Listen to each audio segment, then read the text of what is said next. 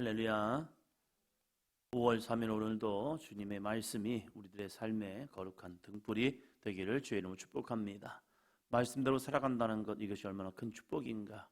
이 역대 상하를 통해서도 끊임없이 말합니다. 말씀에 순종하는 자를 통하여 하나님은 반드시 구원과 능력과 형통을 주신다는 사실이죠. 그러나 말씀을 떠나서 내 마음대로 내 뜻대로 살아가다 보면 그것이 나를 죽이는 올무가 되고 있다는 사실입니다. 33장입니다. 33장 1절입니다. 므낫세가 왕위에 오를 때에 나이가 12세라. 예루살렘에서 55년 동안 다스리며. 아멘. 므낫세의 나이가 12세에 왕위에 오릅니다. 그의 아버지 히스기야가 그가 왕이 되기 전 15년 전에 죽을 뻔하다가 살아납니다. 그가 무엇은 병인지 모르지만 병이 발병하여서 죽게 되었을 때 그가 하나님께 기도하죠. 그래서 하나님 앞에 기도할 때 하나님께서 그에게 15년의 시간을 연장해 줍니다. 그 15년의 연장된 기간 속에서 태어난 아들이 바로 므낫세라는 사실입니다. 히스기야가 므낫세를 바라볼 때 얼마나 애지중지되었을까. 죽었으면 이 아들은 태어나지 못했습니다. 그러나 하나님께서 자기의 생명을 살려주심을 통해서 이 귀한 아들 므낫세가 태어났습니다. 이 귀한 아들, 이 아들을 보면서, 왕자를 보면서 이 히스기야는 어떻게 키웠을까 생각이 됩니다. 야, 너는 어떻게 태어난 줄 알아? 너는 어떻게 태어난 줄 알아? 너는 어떻게 태어난 줄 알아? 하면서 자기의 이야기를 계속했을 겁니다. 너가 태어난 것은 하나님의 은혜야. 만약에 너가 태어나지 않았더라면 나의 다음에 이 왕위를 이어받을 사람이 누구였을까 하면서 이 므낫세에게 끊임없이 얘기했을 것 같아요. 왜 그러냐면 이 히스기야 자체가 정말로 하나님의 은혜 아니면 살아갈 수 없는 사람이었잖아요.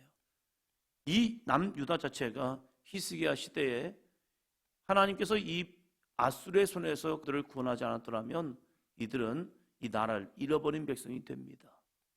그러한 시대를 살아왔던 이 히스기야에게 이 므낫세는 정말로 소망과 같은 거룩한 아이, 하나의 빛이 비치는 귀한 아이였을 겁니다. 그래서 이 아이가 믿음으로 커기 위해서 굉장히 무던히 애썼을 것 같아요. 그게 아버지의 마음입니다. 그런데 이 므낫세의 모습을 보면요, 12살에 왕이 된 이 아들이 이렇게 살아갑니다. 2절이요. 여호와 보시기에 악을 행하여 여호와께서 이스라엘 자손 앞에서 쫓아내신 이방 사람들의 가증한 일을 본바다. 왜? 무엇 때문에? 왜 이러지? 히스기야 시대에 종교개혁을 한번 이루어냈습니다. 그리고 남북 이스라엘 가운데 함께 유월절을 행했습니다. 놀라운 은혜입니다. 이 모습을 보면 하나님이 하신 겁니다. 하나님이 하셨어요, 정말로. 남북 이스라엘이 한 400년의 시간 동안 서로 싸우는 그런 관계 속에서 히스기야 왕이 망해 있는 북이스라엘 사람들에게 야, 우리 함께 여호와께 제사를 하자. 우리가 하나님의 말씀을 떠나 살았기에 이렇게 고난을 당한 거다. 너희들도 하나님의 백성 아니냐. 우리 함께 예배하자라고 할 때에 이게 쉽지 않습니다. 망한 사람들에게, 심판받은 사람들에게 야, 심판의 원인은 우리가 하나님을 버렸기 때문이야. 너희 와 하면요, 이것이 비교가 되잖아요. 지네들 잘났다는 얘기야. 우리는 하나님을 버려서 이렇게 끝난 거고 자기들 하나님을 아직도 섬기기 때문에 버티고 있다는 거야? 야, 이게 뭐야, 기분 나빠 하면서 사람들의 감정을 굉장히 기분 나쁘게 할 수 있거든요. 그러니까 비웃고 조롱하는 거죠. 야, 니네나 해, 됐어. 이런 모습이 있단 말이에요. 그럼에도 불구하고 이 히스기야 시대에 함께 믿음으로 나아간 북이스라엘 사람들과 함께 그들은 유월절 제사를 성대하게 지냈습니다. 이러한 정말로 하나님의 은혜를 경험했던 이 히스기야 왕 다음 므낫세 왕, 어떻게 그럴 수가 있을까? 그 아버지의 믿음은 정말로 하나님 보시기에 정직하게 행하려 애썼는데 12살밖에 되지 않은 이 왕이 되어서 한다는 것이 아버지가 갔던 길을 그대로 가도 은혜예요. 그런데 그 아버지와는 정반대된 삶을 살고 있는 모습이라는 겁니다. 이게 영적인 아픔이죠. 그래서 우리들이 싸울 것은 혈기가 아닙니다. 우리들이 싸울 것은 악한 사단 마귀 권세와 싸워야 합니다. 우리 자녀들에게도 이러한 모습이 될 수 있다는 사실이에요. 나는 이 시간 새벽에 나와서 기도하죠. 그러나 그 믿음이 우리 자녀들에게는 어떻게 심겨질까? 이 싸움이요. 교회를 오니까 되겠지. 히스기야가 이 므낫세를 데리고 얼마나 하나님을 열심히 예배했겠습니까? 왜요? 자기에게는 15년의 시간이 남은 겁니다. 그 15년의 시간 동안 남아있는 인생 속에서 므낫세라는 아들을 주셨고 그 아들과 조금 있으면 이제 이별해야 할 때가 가까우면서 불구하고 이 히스기야는 므낫세에게 정말로 많은 것을 주고 싶었을 거예요. 왜요? 이 나라 이 민족의 역사를 보니까 어떠한 지도자가 세워지냐 있어서 흥망성쇠가 결정되기 때문입니다. 므낫세 어린 나이에 왕위를 이어야 합니다. 이 아이가 왕이 되었을 때 하나님이 지키지 아니하면 이 남유다도 북이스라엘처럼 망하게 되는 거예요. 그러한 모습 속에서 히스기야는 정말로 많은 공을 들였을 거예요. 근데 이 공이 물과 분처럼 사라진다는 사실이에요. 그래서 우리는 기도하는 것밖에 없죠. 아이를 향해서, 자녀를 향해서 하나님 이 아이들을 하나님께서 지켜주시옵소서. 하나님께서 이 아이들 지켜주지 아니하시면 하나님 이들도 여호와 보시기에 악을 행하는 자가 될 수밖에 없습니다. 우리가 할 수 있는 것 다른 것이 아닌 것 같아요. 히스기야가 얼마나 많은 노력을 했을까라는 것은 보여지는데 그는요 이렇게 합니다. 3절이요. 그의 아버지 히스기야가 헐어버린 산당을 다시 세우며 바알들을 위하여 제단을 쌓으며 아세라 묵상을 만들며 하늘의 모든 일월 성실을 경배하여 섬기며. 왜 그랬을까? 왜 그랬을까? 왜? 무엇 때문에? 무엇 때문에? 웬만하면 한 사람을 더 이야기해야 합니다. 어머니요. 근데 어머니가 없어요. 그러면 이 므낫세는 엄마 없이 태어났을까? 그건 아니잖아요. 아버지는 히스기야가 분명한데 어머니는 왜 말하고 있지 않을까? 그게 저에겐 또 숙제이기도 합니다. 어머니 왜 말하지 않았을까? 12살 된 왕에게 누가 가장 큰 영향력을 미쳤을까? 신하들이? 아니면 자기의 독자적인 생각이?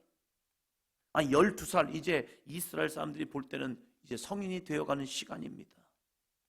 우리에게는 18살이 성인이지만 얘네들은 12살이 성인으로 이제 시작이 된단 말이에요. 12살이면 자기가 이제는 자기의 생각대로 나갈 수 있는 시간, 그 시간까지 이스라엘 백성들에게 가장 많이 하는 것은 하나님의 말씀을 그들에게 가르치는 겁니다. 왜요? 말씀 위에 살아가라고요. 그랬던 이 12살 된 므낫세가 하는 것은 아버지 히스기야가 헐어버린 산당을 다시 세우는 것, 믿음을 다시 세우는 것이 아니라 우상숭배, 하나님을 버리는 것을 선택하는 것, 이것이 그의 첫 선택이었다는 사실입니다. 그러면 어떻게 됩니까? 9절이요. 유다와 예루살렘 주민이 므낫세의 꾀임을 받고 악을 행한 것이 여호와께서 이스라엘 자손 앞에서 멸하신 모든 나라보다 더욱 심하였더라. 므낫세의 꾀임을 받고 악을 행한 것이 이방 나라들보다 더 심하였습니다. 하나님께서 그에게 채찍의 매를 듭니다. 은혜지요. 이 채찍의 매 없이 그냥 끝났더라면 므낫세는 완전히 하나님을 떠난 자가 될 겁니다. 그러나 하나님께서 그에게 채찍의 매를 들어버립니다. 11절입니다. 여호와께서 아스루 왕의 군대 지휘관들이 와서 치게 하심에 그들이 므낫세를 사로잡고 쇠사슬로 결박하여 바벨론로 끌고 간지라. 솔로몬의 기도가 생각납니다. 솔로몬이 성전을 짓고 하나님께 복을 빕니다. 하나님, 이 성전에서 여호와의 마음과 여호와의 귀를 주시옵소서. 이곳에 여호와의 마음과 여호와의 귀를 두셔서 이스라엘 백성들이, 나의 백성들이 하나님 앞에 나와 기도할 때 그 기도를 응답하시옵소서. 그런데 문제가 있죠. 그러나 이스라엘 백성들이, 나의 백성들이 이 하나님을 버리고 이방에 끌려갔을지라도 거기에서 예루살렘을 향한 성 문을 열고 주님 앞에 기도할 때, 그들이 여호와의 제단 예루살렘 성전을 향하여 기도할 때 그곳에서 들으시고 응답하셔서 그들 가운데 회복과 치유와 돌아옴의 역사가 있게 하여 주옵소서. 솔로몬이 기도를 했죠. 이 므낫세에게는 그 솔로몬의 기도보다 어쩌면 아버지의 기도가 생각났을 겁니다.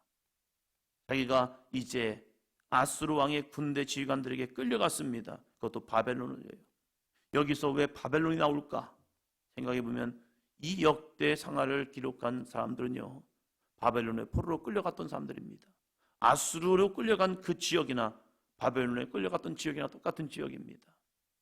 다스리는 통치는 달랐지요. 그런데 그들이 표현법을 그냥 하는 거예요. 아수르 왕의 군대에 끌려갔는데 바벨론으로 끌고 갔다라고 말합니다. 비슷한 지역이고 상황이기 때문에 그래요. 끌려간 이 므낫세가 뭐랍니까? 12절이요. 그가 환난을 당하여 그의 하나님 여호와께 간구하고 그의 조상들의 하나님 앞에 크게 겸손하여. 환난을 당하니까 므낫세가 겸손해졌습니다. 겸손이란 건 무엇입니까? 하나님께 기도하는 자입니다. 나는 아닙니다. 나는 아무것도 아닙니다. 이번 주일 말씀도 마찬가지죠. 오호라, 나는 곤고한 사람이로다.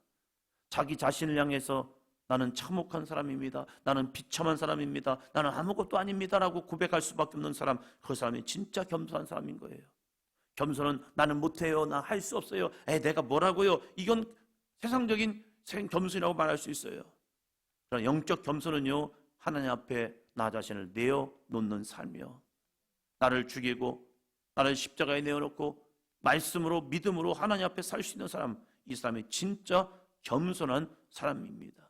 하나님의 말씀에 순종할 수 있는 사람, 그 사람이 진짜 겸손한 사람이라는 거예요.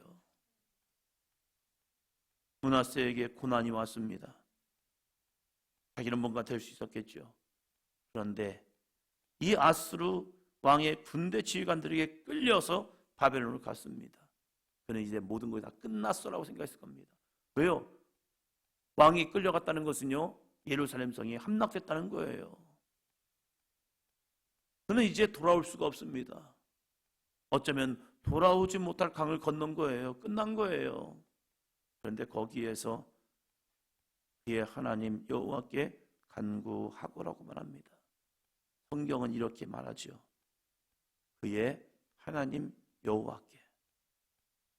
아버지의 하나님이 아니고 다른 사람의 하나님이 아니라 바로 므낫세의 하나님 여호와께 간구하고. 할렐루야. 히스기야의 기도가 살아있었던 거죠. 아버지의 기도가 므낫세 안에 있었던 거예요. 그의 행적을 보면 도대체 히스기야 뭐 한 거야? 라고 합니다. 저도 그 생각이 들어요. 아니 도대체 왜 그런 거야? 왜? 무엇 때문에? 그런데 그 아버지 히스기야의 기도가 므낫세에게 심겨져 있습니다. 그래서 그의 하나님 여호와께 히스기야가 간구하죠. 왜요? 환난을 당하여 라고 말합니다. 그래서 고난은 유익입니다. 내가 그 고난 때문에 죽을 수도 있습니다. 죽어갈 수도 있습니다.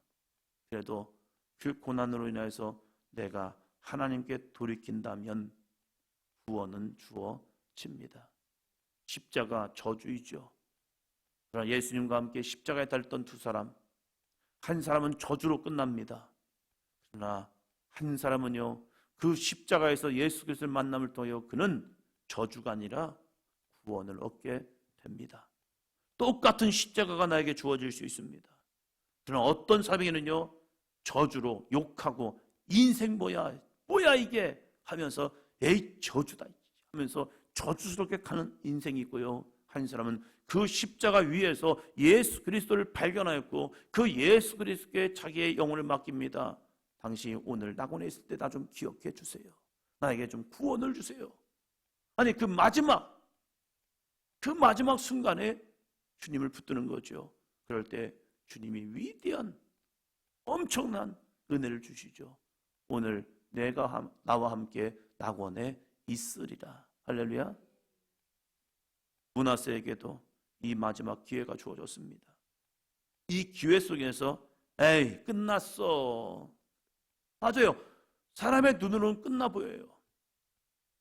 므낫세가 아스루 땅으로 잡혀갔습니다. 왕이 잡혀간 거예요. 그러면 사람들은 생각할 겁니다. 다 끝났어. 이제 므낫세는 끝난 거야. 제가 볼 때도 끝난 것 같아요. 그런데 그의 하나님 여호와께 간구했고요. 그의 조상들의 하나님 앞에 크게 겸손하여라고 합니다. 크게 겸손했대요. 사도 바울이 고백한 것처럼 오호라 나는 곤고한 사람이로다. 내 인생 아니구나. 잘못했구나. 진짜 깨우친 것 같습니다. 그래서 성경 거기다가 하나를 더 강조했죠. 한번 더 합니다. 크게 겸손하여. 그게 뭡니까? 돌이켰다는 거예요. 완전한 돌이킴. 이제는 완전히 돌아선 거예요. 돌아선 그에게 이렇게 해주십니다. 13절이요. 기도하였으므로 하나님이 그의 기도를 받으시며 그의 간구를 들으시사 그가 예루살렘에 돌아와서 다시 왕위에 앉게 하심에 므낫세가 그제서야 여호와께서 하나님이신 줄을 알았더라. 아멘. 기적이 일어났습니다. 하나님 앞에 간구하였고 크게 겸손했더니 하나님이 그의 기도를 받으시며라고 합니다. 저 같으면 안 받았을 것 같아요. 네가 야 됐어야 너 죽어 하면서 그냥 죽도록 내버려서 가기도 해요. 하나님은 자비로우시며 은혜로우시며 인자가 크십니다. 할렐루야. 우리들 마음 같지 않아요. 내 마음 같지도 않아요. 하나님은 그럼에도 불구하고 기도하고 크게 겸손하면요 그 마지막 순간에도 구원을 주시는 하나님의 은혜가 있다는 사실입니다. 그 은혜 앞에 우리들도 하나님 앞에 기도하며 크게 겸손한 이 새벽 되기를 주의 이름으로 축원합니다. 했더니 그의 기도를 받으시며 그의 간구를 들으시사 그가 예루살렘에 돌아와서 다시 왕위에 앉게 하십니다. 와, 끝난 줄 알았어요. 이제 난 죽었어는 거 아니었어요. 다시 예루살렘으로 돌아올 줄 꿈에도 생각하지 못했을 겁니다. 그러나 하나님은 하십니다. 할렐루야. 하나님은 하십니다. 할렐루야. 그제서야 여호와께서 하나님이신 줄을 압니다. 그리고 그의 아들이 또 왕위에 오릅니다. 그런데 이 아들도 마찬가지예요. 아모니 그의 아버지 므낫세가 스스로 겸손한 같이 여호와 앞에서 스스로 겸손하지 않냐고 더욱 범죄합니다. 끊어버려야 할 죄악이 끊어지지 않습니다. 우리가 싸워야 할 것은 바로 이거구나. 우리에게는 두 마음이 싸우고 있죠. 늘 영의 생각과 육신의 생각. 누군가는 영의 생각을 쫓아가는 순종의 삶이 있는 반면에 어떤 사람은 육신의 생각 속에 매여서 육신의 생각 속에 끌려가는 인생, 그래서 죄의 종이 되는 사람이 있고 의의 종이 되는 사람이 있다는 사실입니다. 내 속에 거하는 죄가 나인 줄 알고 착각하고 거기 끌려가는 사람이 있는 반면에 끊임없이 내 속에 있는 죄와 싸워 하나님의 의를 이루는 사람이 있다는 사실입니다. 나는 아니죠. 나는 괜찮겠지. 아닙니다. 스스로 겸손하지 아니하면 범죄할 뿐입니다. 스스로 나를 죽이지 아니하면 여전히 나는 내 죄성이 일어나서 나는 죄의 길로 갈 수밖에 없다는 사실입니다. 그래서 기도해야 하지요. 하나님, 나는 하나님 앞에 어떤 믿음의 사람입니까? 내 기준이 아니라 하나님의 말씀이 기준이 되어 그 말씀 가운데 순종하며 나아가 여호와 보시기에 정직하게 행하는 믿음의 삶이 되기를 주의 이름으로 축원합니다. 기도합니다.